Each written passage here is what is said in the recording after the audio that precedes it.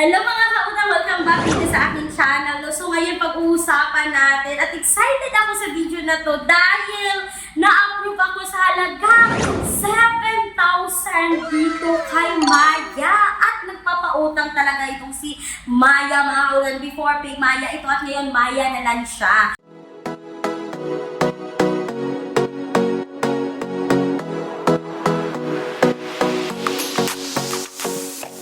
So, meron akong credit limit dito kay Maya mga kautang no, na 7,000. At para sa akin mga kautang no, mababa na yung interest na 423.62 sa loob ng 1 month kasi 7,000 naman yung nautang ko. At pang ngatlong loan ko na dito kasi pag binayaran ko mga kautang, babalik na naman yung credit limit mo na 7,000.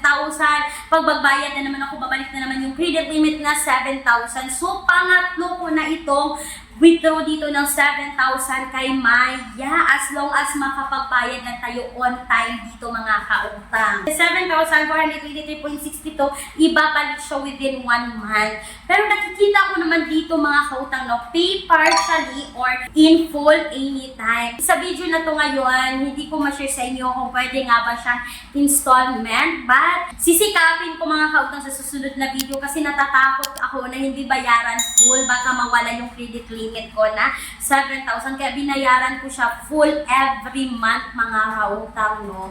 Yan, so maghahanap ako ng other reviews dito kay Maya kung pwede nga ba siyang installment sa loob ng ilang buwan. So yan yung abangan natin. Balay yung mga kautang, susubukan ko na hindi siya bayaran in full para makita natin yung interest niya dito kapag partially natin siya babayaran. Yan yung abangan ninyo sa susunod na video ko dito kay Maya. Kasi nga, na-approve ako sa halagang 7,000, no loan deduction. Buo mo talagang ma-receive yung 7,000 at papasok agad dito sa inyong wallet dito kay Maya. At pwede nyo siyang ma-withdraw mga kautang. Kulang ang budget. Ang mahal ng mga bilihin. No problem. May solusyon tayo. Gamit ang isang valid ID, makakautang ka na sa loob ng 10 minutes o mas mabilis pa. Mag-apply ng loan kahit anong oras. Kahit gabi o kahit weekends or holiday. Maaaring i-check ang pinned comment sa video na ito, bisitahin ang link at mag-apply na.